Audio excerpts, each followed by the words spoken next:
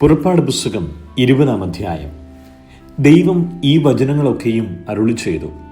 അടിമ വീടായ മിസ്രയീം ദേശത്തു നിന്ന് നിന്നെ കൊണ്ടുവന്ന യഹോവയായ ഞാൻ നിന്റെ ദൈവം ആകുന്നു. ഞാനല്ലാതെ അന്യ ദൈവങ്ങൾ നിനക്കുണ്ടാകരുത്. ഒരു വിഗ്രഹം ഉണ്ടാക്കരുത്. മീതെ സ്വർഗത്തിലെങ്കിലും താഴെ ഭൂമിയിലെങ്കിലും ഭൂമിക്കു കീഴെ വെള്ളത്തിലെങ്കിലും ഉള്ള യാതൊന്നിൻ്റെ പ്രതിമയും അരുത്. അവയെ നമസ്കരിക്കുകയോ സേവിക്കുകയോ ചെയ്യരുത്. നിന്റെ ദൈവമായ യഹോവയായ ഞാൻ തീഷ്ണതയുള്ള ദൈവമാകുന്നു. എന്നെ പകയ്ക്കുന്നവരിൽ പിതാക്കന്മാരുടെ അകൃത്യം 3-ാമത്തെയും 4-ാമത്തെയും തലമുറ വരെ മക്കളുടെ മേൽ സന്ദർശിക്കുകയും എന്നെ സ്നേഹിച്ചു എൻ്റെ കൽപ്പനകളെ പ്രമാണിക്കുന്നവർക്ക് 1000 തലമുറ വരെ ദയ കാണിക്കുകയും ചെയ്യുന്നു. നിന്റെ ദൈവമായ യഹോവയുടെ നാമം വൃഥാ എടുക്കരുത്. തൻ്റെ നാമം വൃഥാ എടുക്കുന്നവനെ യഹോവ ശിക്ഷിക്കാതെ വിടുകയില്ല. ശബ്ബത്ത് നാളിനെ ശുദ്ധീകരിപ്പാൻ ഓർക്കാം. 6 ദിവസം അധ്വാനിച്ചു നിന്റെ വേല ഒക്കെയും ചെയ്യുക. 7-ാം ദിവസം നിന്റെ ദൈവമായ യഹോവയുടെ ശബ്ബത്താകുന്നു. അന്ന് നീയും നിന്റെ പുത്രനും പുത്രിയും നിന്റെ വേലക്കാരനും വേലക്കാരത്തിയും നിന്റെ കന്നുകാലികളും നിന്റെ പടിവാതിൽക്കകത്തുള്ള പരദേശിയും ഒരു വേലയും ചെയ്യരുത്. 6 ദിവസം കൊണ്ട് യഹോവ ആകാശവും ഭൂമിയും സമുദ്രവും അവയിലുള്ളതൊക്കെയും ഉണ്ടാക്കി. 7-ാം ദിവസം സ്വസ്ഥമായിരുന്നു. അതുകൊണ്ട് യഹോവ ശബ്ബത്ത് നാളിനെ അനുഗ്രഹിച്ചു ശുദ്ധീകരിച്ചിരിക്കുന്നു. നിന്റെ ദൈവമായ യഹോവ നിനക്ക് തരുന്ന ദേശത്ത് നിനക്ക് ദീർഘായുസ്സുണ്ടാകുവാൻ നിന്റെ അപ്പനെയും അമ്മയെയും ബഹുമാനിക്കുക. കൊല ചെയ്യരുത്. വ്യഭിചാരം ചെയ്യരുത്. മോഷ്ടിക്കരുത്. കൂട്ടുകാരന് നേരെ കള്ളസാക്ഷ്യം പറയരുത്. കൂട്ടുകാരൻ്റെ ഭവനത്തെ മോഹിക്കരുത്. കൂട്ടുകാരൻ്റെ ഭാര്യയെയും അവൻ്റെ ദാസനെയും ദാസിയെയും അവൻ്റെ കാളയെയും കഴുതയെയും കൂട്ടുകാരനുള്ള യാതൊന്നിനെയും മോഹിക്കരുത്. ജനമൊക്കെയും ഇടിമുഴക്കവും മിന്നലും കാഹളധ്വനിയും പർവ്വതം പുകയുന്നതും കണ്ടു. ജനം അത് കണ്ടപ്പോൾ വിറച്ചുകൊണ്ട് ദൂരത്തു നിന്നു. അവർ മോശയോട്, നീ ഞങ്ങളോട് സംസാരിക്കുക, ഞങ്ങൾ കേട്ടുകൊള്ളാം. ഞങ്ങൾ മരിക്കാതിരിക്കേണ്ടതിന് ദൈവം ഞങ്ങളോട് സംസാരിക്കരുതേ എന്ന് പറഞ്ഞു. മോശ ജനത്തോട്, ഭയപ്പെടേണ്ട. നിങ്ങളെ പരീക്ഷിക്കേണ്ടതിനും നിങ്ങൾ പാപം ചെയ്യാതിരിപ്പാൻ അവങ്കലുള്ള ഭയം നിങ്ങൾക്കുണ്ടാകേണ്ടതിനും അത്രേ ദൈവം വന്നിരിക്കുന്നത് എന്ന് പറഞ്ഞു. അങ്ങനെ ജനം ദൂരത്ത് നിന്നു. മോശയോ ദൈവം ഇരുന്ന ഇരുളിന് അടുത്തു ചെന്നു. അപ്പോൾ യഹോവ മോശയോട് കൽപ്പിച്ചത്, നീ ഇസ്രായേൽ മക്കളോട് ഇപ്രകാരം പറയണം, ഞാൻ സ്വർഗത്തിൽ നിന്ന് നിങ്ങളോട് സംസാരിച്ചത് നിങ്ങൾ കണ്ടിരിക്കുന്നുവല്ലോ. എൻ്റെ സന്നിധിയിൽ വെള്ളി കൊണ്ടുള്ള ദേവന്മാരെയോ പൊന്നുകൊണ്ടുള്ള ദേവന്മാരെയോ നിങ്ങൾ ഉണ്ടാക്കരുത്. എനിക്ക് മണ്ണുകൊണ്ട് ഒരു യാഗപീഠം ഉണ്ടാക്കി അതിന്മേൽ നിന്റെ ഹോമയാഗങ്ങളെയും സമാധാനയാഗങ്ങളെയും നിന്റെ ആടുകളെയും കന്നുകാലികളെയും അർപ്പിക്കണം. ഞാൻ എൻ്റെ നാമത്തിൻ്റെ സ്മരണ സ്ഥാപിക്കുന്ന ഏതു സ്ഥലത്തും ഞാൻ നിന്റെ അടുക്കൽ വന്ന് നിന്നെ അനുഗ്രഹിക്കും. കല്ലുകൊണ്ട് എനിക്ക് യാഗപീഠം ഉണ്ടാക്കുന്നുവെങ്കിൽ ചെത്തിയ കല്ലുകൊണ്ട് അത് പണിയരുത്. നിന്റെ ആയുധം കൊണ്ട് അതിനെ തൊട്ടാൽ നീ അതിനെ അശുദ്ധമാക്കും. എൻ്റെ യാഗപീഠത്തിങ്കൽ നിന്റെ നഗ്നത കാണാതിരുപ്പാൻ നീ അതിങ്കൽ പടികളാൽ കയറരുത്. പുറപ്പാട് പുസ്തകം 21-ാം അധ്യായം. അവരുടെ മുമ്പാകെ നീ വെക്കേണ്ടുന്ന ന്യായങ്ങളാവിത്. ഒരു എബ്രായ ദാസനെ വിലയ്ക്കു വാങ്ങിയാൽ 6 സംവത്സരം സേവിച്ചിട്ട് 7-ാം സംവത്സരത്തിൽ അവനൊന്നും കൊടുക്കാതെ സ്വതന്ത്രനായി പൊയ്ക്കൊള്ളട്ടെ. ഏകനായി വന്നുവെങ്കിൽ ഏകനായി പോകട്ടെ. അവന് ഭാര്യയുണ്ടായിരുന്നു എങ്കിൽ ഭാര്യയും അവനോടുകൂടെ പോകട്ടെ.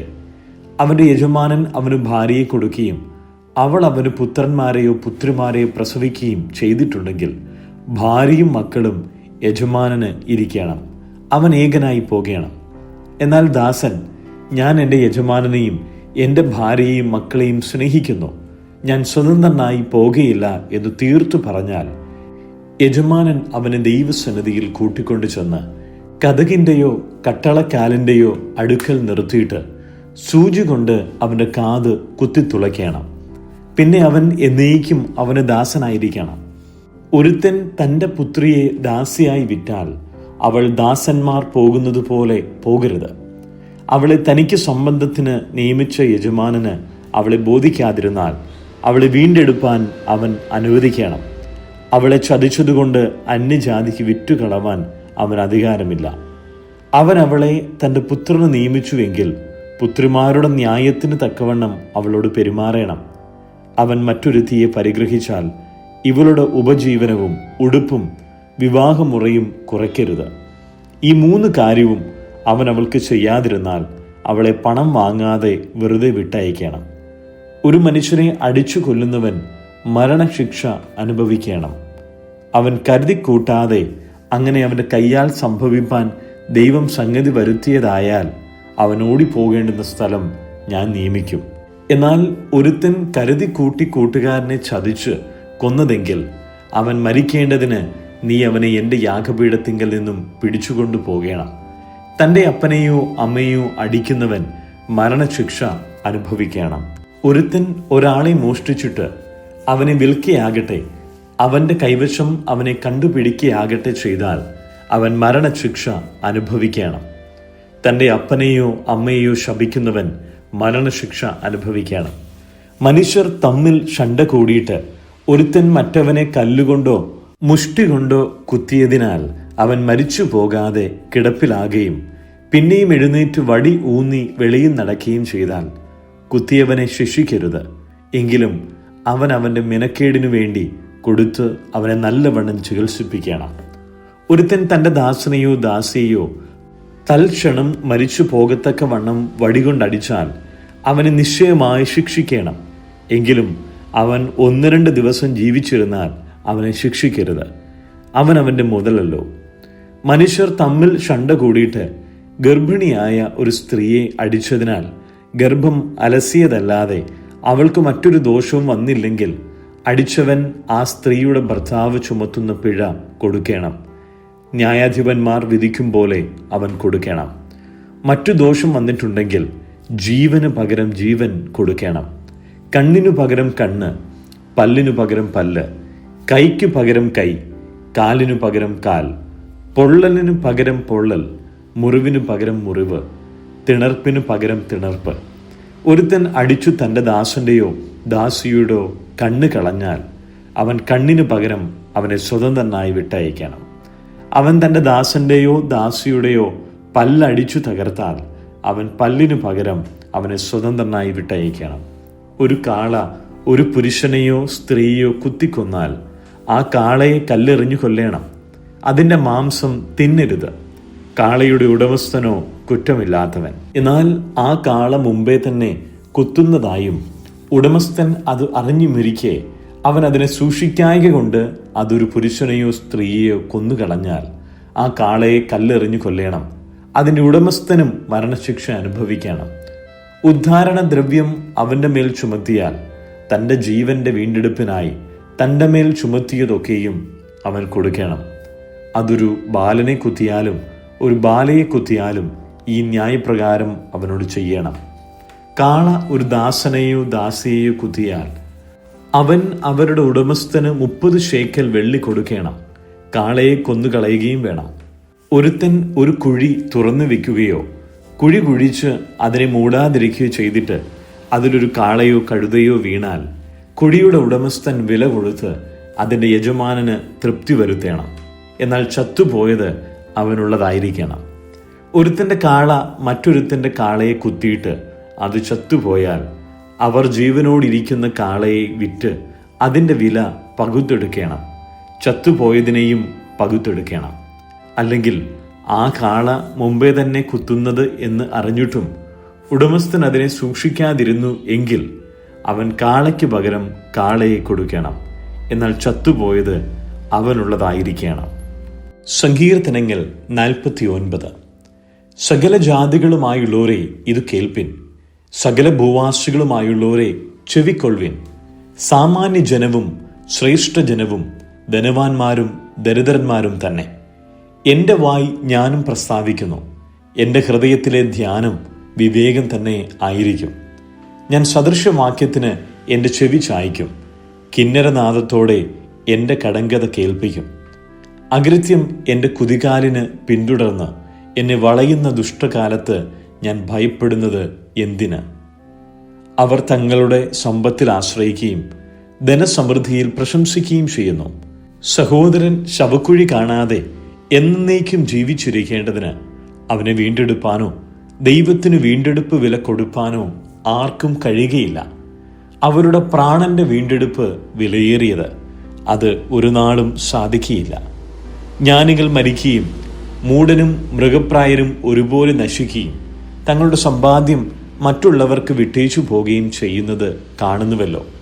തങ്ങളുടെ ഭവനങ്ങൾ ശാശ്വതമായും തങ്ങളുടെ വാസസ്ഥലങ്ങൾ തലമുറ തലമുറയായും നിൽക്കും എന്നിങ്ങനെയാകുന്നു അവരുടെ അന്തർഗതം. തങ്ങളുടെ നിലങ്ങൾക്ക് അവർ തങ്ങളുടെ പേരിടുന്നു. എന്നാൽ മനുഷ്യൻ ബഹുമാനത്തിൽ നിലനിൽക്കുകയില്ല. അവൻ നശിച്ചു പോകുന്ന മൃഗങ്ങൾക്ക് തുല്യൻ. ഇത് സ്വയാശ്രക്കാരുടെ ഗതിയാകുന്നു. അവരുടെ അനന്തരവരോ അവരുടെ വാക്കുകളിൽ ഇഷ്ടപ്പെടുന്നു. അവരെ പാതാളത്തിന് ആടുകളായി ഏൽപ്പിച്ചിരിക്കുന്നു. മൃത്യു അവരെ മേയിക്കുന്നു. നേരുള്ളവർ പുലർച്ചയ്ക്ക് അവരുടെ മേൽ വാഴും. അവരുടെ രൂപം ഇല്ലാതെയാകും. പാതാളം അവരുടെ പാർപ്പിടം. എങ്കിലും എൻ്റെ പ്രാണനെ ദൈവം പാതാളത്തിൻ്റെ അധികാരത്തിൽ നിന്ന് വീണ്ടെടുക്കും. അവൻ എന്നെ കൈക്കൊള്ളും. ഒരുത്തൻ ധനവാനായി തീർന്നാലും അവൻ്റെ ഭവനത്തിൻ്റെ മഹത്വം വർദ്ധിച്ചാലും നീ ഭയപ്പെടരുത്. അവൻ മരിക്കുമ്പോൾ യാതൊന്നും കൊണ്ടുപോകുകയില്ല. അവൻ്റെ മഹത്വം അവനെ പിൻചെല്ലുകയുമില്ല. അവൻ ജീവനോടിരുന്നപ്പോൾ താൻ ഭാഗ്യവാൻ എന്നു പറഞ്ഞു. നീ നിനക്ക് തന്നെ നന്മ ചെയ്യുമ്പോൾ മനുഷ്യർ നിന്നെ പുകഴ്ത്തും. അവൻ തൻ്റെ പിതാക്കന്മാരുടെ തലമുറയോട് ചെന്നു ചേരും. അവർ ഒരു നാളും വെളിച്ചം കാണുകയില്ല. മാനത്തോടിരിക്കുന്ന മനുഷ്യൻ വിവേകഹീനനായാൽ നശിച്ചു പോകുന്ന മൃഗങ്ങൾക്ക് തുല്യനത്രേ. മർക്കോസ് എഴുതിയ സുവിശേഷം 11-ാം അധ്യായം. അവർ യെരൂശലേമിനോട് സമീപിച്ചു. ഒലീവ് മലയരികെ ബേത്ഫാഗയിലും ബെഥാനിയിലും എത്തിയപ്പോൾ അവൻ ശിഷ്യന്മാരിൽ 2 പേരെ അയച്ച് അവരോട്, നിങ്ങൾക്കെതിരെയുള്ള ഗ്രാമത്തിൽ ചെല്ലുവിൻ. അതിൽ കടന്നാൽ ഉടനെ ആരും ഒരിക്കലും കയറിയിട്ടില്ലാത്ത ഒരു കഴുതക്കുട്ടിയെ കെട്ടിയിരിക്കുന്നത് കാണും. അതിനെ അഴിച്ചു കൊണ്ടുവരുവിൻ. ഇത് ചെയ്യുന്നത് എന്ത് എന്ന് ആരെങ്കിലും നിങ്ങളോട് ചോദിച്ചാൽ കർത്താവിന് ഇതിനെക്കൊണ്ട് ആവശ്യമുണ്ട് എന്നു പറവിൻ. അവൻ ക്ഷണത്തിൽ അതിനെ ഇങ്ങോട്ട് അയക്കും എന്ന് പറഞ്ഞു. അവർ പോയി തെരുവിൽ പുറത്തു വാതിൽക്കൽ കഴുതക്കുട്ടിയെ കെട്ടിയിരിക്കുന്നത് കണ്ടു. അതിനെ അഴിച്ചു. അവിടെ നിന്നവരിൽ ചിലർ അവരോട്, നിങ്ങൾ കഴുതക്കുട്ടിയെ അഴിക്കുന്നത് എന്ത് എന്ന് ചോദിച്ചു. യേശു കൽപ്പിച്ചതുപോലെ അവർ അവരോട് പറഞ്ഞു. അവർ അവരെ വിട്ടയച്ചു. അവർ കഴുതക്കുട്ടിയെ യേശുവിൻ്റെ അടുക്കൽ കൊണ്ടുവന്നു. തങ്ങളുടെ വസ്ത്രം അതിന്മേലിട്ടു. അവൻ അതിന്മേൽ കയറിയിരുന്നു. അനേകർ തങ്ങളുടെ വസ്ത്രം വഴിയിൽ വിരിച്ചു. മറ്റു ചിലർ പറമ്പുകളിൽ നിന്ന് ചുല്ലിക്കൊമ്പ് വെട്ടി വഴിയിൽ വിതറി. മുമ്പും പിമ്പും നടക്കുന്നവർ, ഹോശന്ന, കർത്താവിൻ്റെ നാമത്തിൽ വരുന്നവൻ വാഴ്ത്തപ്പെട്ടവൻ, വരുന്നതായ രാജ്യം നമ്മുടെ പിതാവായ ദാവീദിൻ്റെ രാജ്യം വാഴ്ത്തപ്പെടുമാറാകട്ടെ, അത്യുന്നതങ്ങളിൽ ഹോശന്ന എന്നാർത്തുകൊണ്ടിരുന്നു. അവൻ യെരൂശലേമിൽ ദൈവാലയത്തിലേക്ക് ചെന്നു. സകലവും ചുറ്റും നോക്കിയ ശേഷം നേരം വൈകിയതുകൊണ്ട് 12 കൂടെ ബഥാനിയിലേക്ക് പോയി. പിറ്റേന്നാൾ അവർ ബഥാനി വിട്ടു പോരുമ്പോൾ അവന് വിശന്നു. അവൻ ഇലയുള്ള ഒരു അത്തിവൃക്ഷം ദൂരത്തുനിന്ന് കണ്ടു. അതിൽ വല്ലതും കണ്ടുകിട്ടുമോ എന്ന് വെച്ച് ചെന്നു. അതിനരികെ എത്തിയപ്പോൾ ഇലയല്ലാതെ ഒന്നും കണ്ടില്ല. അത് അത്തിപ്പഴത്തിൻ്റെ കാലമല്ലാഞ്ഞു. അവൻ അതിനോട്, ഇനി നിങ്കൽ നിന്ന് എന്നേക്കും ആരും ഫലം തിന്നാതിരിക്കട്ടെ എന്നു പറഞ്ഞു. അത് ശിഷ്യന്മാർ കേട്ടു. അവർ യെരൂശലേമിൽ എത്തിയപ്പോൾ അവൻ ദൈവാലയത്തിൽ കടന്നു. ദൈവാലയത്തിൽ വിൽക്കുന്നവരെയും വാങ്ങുന്നവരെയും പുറത്താക്കി തുടങ്ങി. പൊൻവാണിഭക്കാരുടെ മേശകളെയും പ്രാക്കളെ വിൽക്കുന്നവരുടെ പീഠങ്ങളെയും മറിച്ചിട്ട് കളഞ്ഞു. ആരും ദൈവാലയത്തിൽ കൂടി ഒരു വസ്തുവും കൊണ്ടുപോകുവാൻ സമ്മതിച്ചില്ല. പിന്നെ അവരെ ഉപദേശിച്ചു, എൻ്റെ ആലയം സകല ജാതികൾക്കും പ്രാർത്ഥനാലയം എന്ന് വിളിക്കപ്പെടും എന്ന് എഴുതിയിരിക്കുന്നില്ലയോ? നിങ്ങളോ അതിനെ കള്ളന്മാരുടെ ഗുഹയാക്കി തീർത്തു എന്ന് പറഞ്ഞു.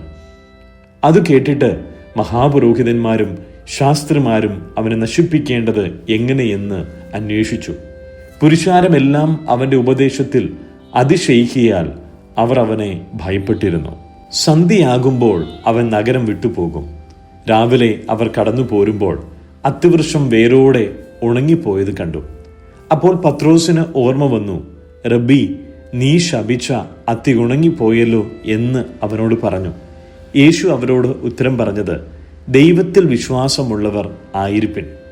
ആരെങ്കിലും തൻ്റെ ഹൃദയത്തിൽ സംശയിക്കാതെ താൻ പറയുന്നത് സംഭവിക്കും എന്ന് വിശ്വസിച്ചും കൊണ്ട് ഈ മലയോട് നീ നീങ്ങി കടലിൽ ചാടിപ്പോക എന്ന് പറഞ്ഞാൽ അവൻ പറഞ്ഞതുപോലെ സംഭവിക്കും എന്ന് ഞാൻ സത്യമായിട്ട് നിങ്ങളോട് പറയുന്നു. അതുകൊണ്ട് നിങ്ങൾ പ്രാർത്ഥിക്കുമ്പോൾ യാചിക്കുന്നതൊക്കെയും ലഭിച്ചു എന്ന് വിശ്വസിപ്പിൻ, എന്നാൽ അത് നിങ്ങൾക്കുണ്ടാകും എന്ന് ഞാൻ നിങ്ങളോട് പറയുന്നു. നിങ്ങൾ പ്രാർത്ഥിപ്പാൻ നിൽക്കുമ്പോൾ സ്വർഗസ്ഥനായ നിങ്ങളുടെ പിതാവ് നിങ്ങളുടെ പിഴകളെയും ക്ഷമിക്കേണ്ടതിന് നിങ്ങൾക്ക് ആരോടെങ്കിലും വല്ലതുമുണ്ടെങ്കിൽ അവനോട് ക്ഷമിപ്പിൻ. നിങ്ങൾ ക്ഷമിക്കാഞ്ഞാലോ സ്വർഗസ്ഥനായ നിങ്ങളുടെ പിതാവ് നിങ്ങളുടെ പിഴകളെയും ക്ഷമിക്കുകയില്ല. അവർ പിന്നെയും യെരൂശലേമിൽ ചെന്നു. അവൻ ദൈവാലയത്തിൽ ചുറ്റി നടക്കുമ്പോൾ മഹാപുരോഹിതന്മാരും ശാസ്ത്രിമാരും മൂപ്പന്മാരും അവൻ്റെ അടുക്കൽ വന്നു. നീ എന്ത് അധികാരം കൊണ്ട് ഇത് ചെയ്യുന്നു എന്നും ഇത് ചെയ്യുവാനുള്ള അധികാരം നിനക്ക് തന്നത് ആരെന്നും അവനോട് ചോദിച്ചു. യേശു അവരോട്, ഞാൻ നിങ്ങളോട് ഒരു വാക്ക് ചോദിക്കും, അതിനുത്തരം പറവേൻ. എന്നാൽ ഇന്ന അധികാരം കൊണ്ട് ഇത് ചെയ്യുന്നുവെന്ന് ഞാനും നിങ്ങളോട് പറയാം. യോഹന്നാന്റെ സ്നാനം സ്വർഗത്തിൽ നിന്നോ മനുഷ്യരിൽ നിന്നോ ഉണ്ടായത്? എന്നോട് ഉത്തരം പറവിൻ എന്ന് പറഞ്ഞു. അവർ തമ്മിൽ ആലോചിച്ചു. സ്വർഗത്തിൽ നിന്ന് എന്ന് പറഞ്ഞാൽ പിന്നെ നിങ്ങൾ അവനെ വിശ്വസിക്കാഞ്ഞത് എന്ത് എന്ന് അവൻ പറയും. മനുഷ്യരിൽ നിന്ന് എന്ന് പറഞ്ഞാലോ എല്ലാവരും യോഹന്നാനെ സാക്ഷാൽ പ്രവാചകൻ എന്നെണ്ണുക കൊണ്ട് അവർ ജനത്തെ ഭയപ്പെട്ടു. അങ്ങനെ അവർ യേശുവിനോട്, ഞങ്ങൾക്ക് അറിഞ്ഞുകൂടാ എന്നുത്തരം പറഞ്ഞു. എന്നാൽ ഞാനും ഇത് ഇന്ന അധികാരം കൊണ്ട് ചെയ്യുന്നു എന്ന് നിങ്ങളോട് പറയുന്നില്ല എന്ന് യേശു അവരോട് പറഞ്ഞു.